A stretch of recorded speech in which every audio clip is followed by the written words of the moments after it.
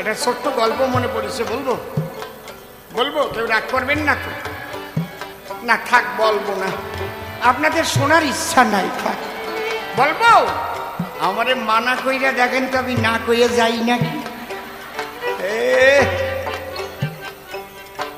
এক রাজা রানী বসে আছে, আর এক কাপড়ওয়ালা ওই কাপড় বিক্রি করবার জন্য কান্দে নিয়ে ঝোলা হাঁক ছাড়তে ছাড়তে ডাকছে। দেখবেন যে যা বিক্রি করে তার কথার ভিতরে একটু যদি রসবতা বিরাজ না করে খরিদ্দার কিনতে চাই না।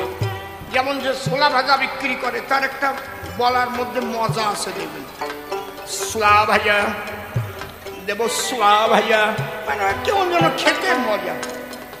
আমি যদি ছোলা ভাজা দেবো, ছোলা ভাজা, ছোলা ভাজা দেবো, ছাতা কেউ কিনবে না কোনো। কি দেখেন যারা ঝালমুড়ি বিক্রি, ঝালমুড়ি দেবো, ঝালমুড়ি মানে তাড়াতাড়ি কিনে খাই একসঙ্গে, একটা ভাব হয় ভিতরে। কি যারা ডাব বিক্রি করে দেখবেন তাদের মোটা মোটা করে ডাব, ডাব দেবো, ডাব মানে গোল গোল ভাব একটা ডাব, ঠিক না নাকি? এই বলার মধ্যে একটা রসিকতা না থাকলে। এই বনগা বাস স্ট্যান্ডে একজন খবরের কাগজ বিক্রি করে, যা যা আনতো পাজা ধরিয়ে সবাই কিনে নিয়ে যাব, এমন কেউ নাই একটা কিনবে না, খালি তার বলার জন্য। আনন্দবাজার, বর্তমান, যুগান্তর, প্রতিদিন, প্রতিদিন কোনোদিন কবে না, প্রতিদিন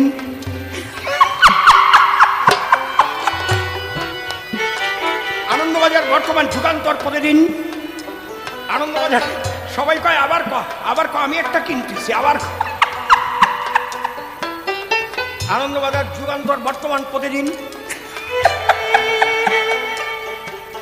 এই খালি বলার কারণে সব বিক্রি হলো। তো ও কাপড় বিক্রি করে, ও ডাক ছাড়িয়েছে, কাপড় তো লম্বা, কাপড় চোপড় নেবে,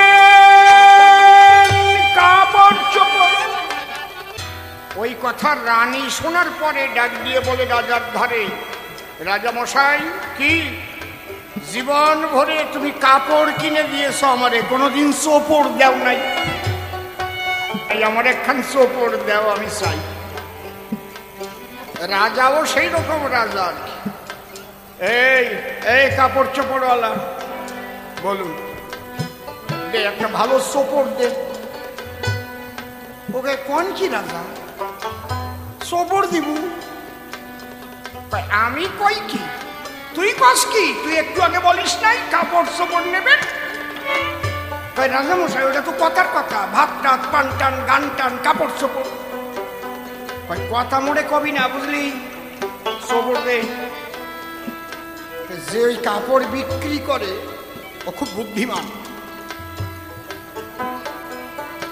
এই গল্পটা বেশি বলতেন নকুল বাবু।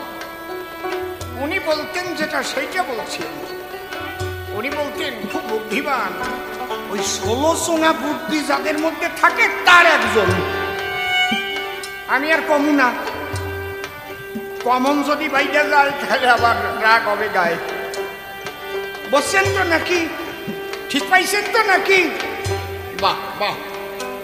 এখন ও তখন পড়ছে সমস্যায়, কিন্তু ওই লোকটা ছিল কি 16 সোনা বুদ্ধির অধিকারী। ও বলছে রাজা মশাই আজকে ভালো চোপড় আনি নাই। এখন কি ধরনের চোপড় রানীর পছন্দ হবে জানি না তো। এবার রানী বলছে কেমন চোপড় থাকে তোমাদের কাছে বলো তো। বলে দেখো 10 লাখের চোপড় আছে, 25 লাখের চোপড় আছে, 50 লাখের চোপড় আছে, 1 লাখের চোপড় আছে, 10,000-এর চোপড় আছে। আচ্ছা এই কথা যদি কোনো মায়েদের কাছে বলা যায় তাহলে বলবে আমাদের 10,000-এরটা দাও, একটা কানের রিং বানাই নিয়ে যাবেন, 100 গ্রাম সোনা দিয়ে তাও একটু হাতে নিয়ে কবে কেমন পাতলা পাতলা মনে হচ্ছে। সবাই না, আমাদের চাকদার মায়েরা কয় না, এই জায়গার মায়েরা ভালো। এবার রাজা বলছে বলো রানী কোন চোপড়খানি নিতে চাও? রানী বলে 50 লক্ষ টাকা যেটার দাম। ওইটা এনে দিতে বলো আমি করিতাম। রাজা বল তাহলে 50 লক্ষ টাকার টাকা। ওর তো 16 সোঙা বুদ্ধি, 1 সোঙা খাটাইছে। বলে অন্তত 25 লক্ষ অ্যাডভান্স করুন। ওর নাম ঠিকানা লিখে নিয়ে 25 লক্ষ দেশে অ্যাডভান্স দিন। বলছে শোনো 7 দিন তোমার সময় দিলাম, 7 দিনের ভেতর সপুর না দিলে মনে আছে ভাবো তোমাকে কিন্তু গলা কেটে 2 ভাগ করে দেব। ঠিক আছে, টাকা নিয়ে তাড়াতাড়ি চলে গেছে আপন বাড়ি। গিয়ে খাটের পরে ভূত হয়ে শুয়ে পড়ে কান্না করতেছে। বউ যাইয়ে ডেকে কয় তোমার এই সময় কাঁদা তো ঠিক নয়, কান্দো কেন বলো তো আমায়? বলে কান্দবো না, এই টাকা নে 25 লাখ রাখ, আমি আর 7 দিন থাকবো, যা পারিস আমারই দিয়ে কইরে রাখ। তার মানে তুমি 7 দিন থাকবো, আমি টাকা দিয়ে করবো কি? রাখ 25 লাখ। কি রাজার পালাই পড়ছি জানিস কি? আমি ডাক দিছিলাম কাপড় চোপড় নেবেন, কাপড় চোপড়। রাজার রানী ডেকে বলে তাই, জীবন ভরে কাপড় পরেছি, চোপড় পরি নাই, চোপড় চাই। রাজার অবস্থাও তাই। আমি বললাম আজকে ভালো চোপড় আনি নাই, কত দামের চোপড় নেবার ইচ্ছা আপনার? আমি দাম বাড়াই কইছি 50 লাখ।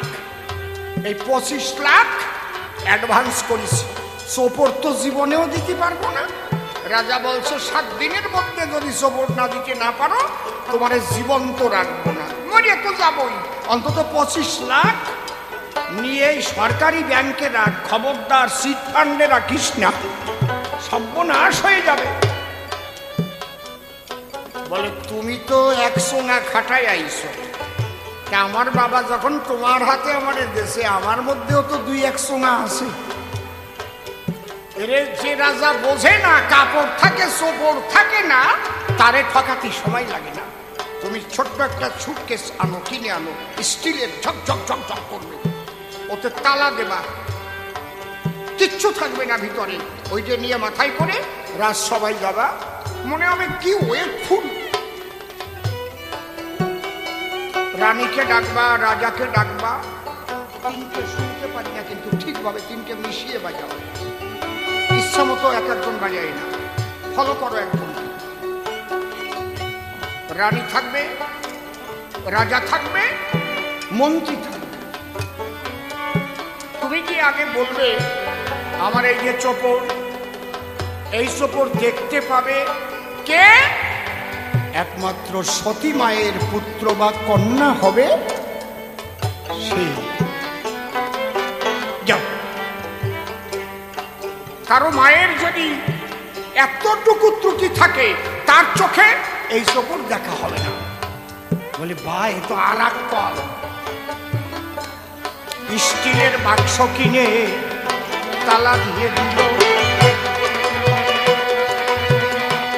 সেই বাক্স মাথায় করে রাজবাড়ি এলো। রাজবাড়িতে গিয়ে বলছে রাজামশাই, রানীমা, মন্ত্রী মশাইকে ডাকুন, আমি চোপড় নিয়ে এসেছি, আপনি বসুন, আগে শুনুন। এই চোপড় দেখতে পাবে কে? একমাত্র সতী মায়ের পুত্র বা কন্যা হবে যে। আমি এখন চোপড় বের করব, ওই তালা খুলে ডালা তুলে কিচ্ছু তো নাই। প্রথম মন্ত্রীর সামনে ধরেছে। মন্ত্রী বল দেখুন তো কেমন চোপড়। মন্ত্রী চাইয়ে দেখে তাই, হাতে কিচ্ছু নাই। এই ছোট, তাহলে আমার মা কি বিয়ের আগে কিছু করছে নাকি? যদিও কিছু করে থাকে জানবে কেন তা দেশের লোকে? আমি দেখাবো আমি যে মাতৃগর্ভে করেছি জন্মগ্রহণ, সে মা সতী নারী। মন্ত্রী বলে এত সুন্দর চোপড়, এ জানলে আমিও আগে অ্যাডভান্স করতাম। তখন কিছু নাই, না দেখলি মা অসতী হবে। সঙ্গায় কাজ হয়ে গেছে। এবার চোপড় নিয়ে রাজার কাছে গিয়ে বলছে রাজামশাই, মন্ত্রীর যখন পছন্দ হয়ে যায়, আপনার কি পছন্দ হয়? রাজা চেয়ে দেখে তাই, হাতে কিচ্ছু নেই। তাহলে মন্ত্রী দেখলো আমি দেখতে পাই না, তাহলে আমার মা ভালো ছিল না, আমার মাকে আমি অসতী বানাতে পারি না। বলে খুব সুন্দর চোপড় এনেছো গো, যাও রানীর কাছে নিয়ে যাও। রানীমাতা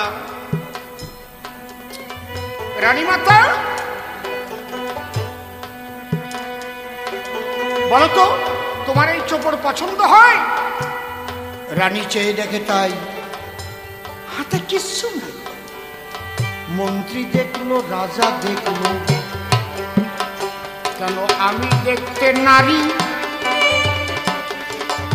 তাহলে আমার মা ভালো ছিল না, এইটাই আমি বুঝতে পারি। ওনাদের মা ভালো হবে আর আমার মা ভালো হবে না। রানী বলছে ভীষণ ভালো চোপড় গো, এক জোড়া আনলে ভালো হতো। রাজা বলে তাহলে পছন্দ হয়ে গেছে তো? বলে হ্যাঁ পছন্দ আমার। রাজা বলে রানী তুমি আমার কথা ধরো, তাহলে এখানে বসে কাপড়খানা খুলে চোপড়খানা পরো। রানী বলে জীবনেও চোপড় পরা যাবে না, আলমারিতে বড়। চোপড় যেমন পরা যায় না, নিরাকারে তেমন আনন্দ হয় না।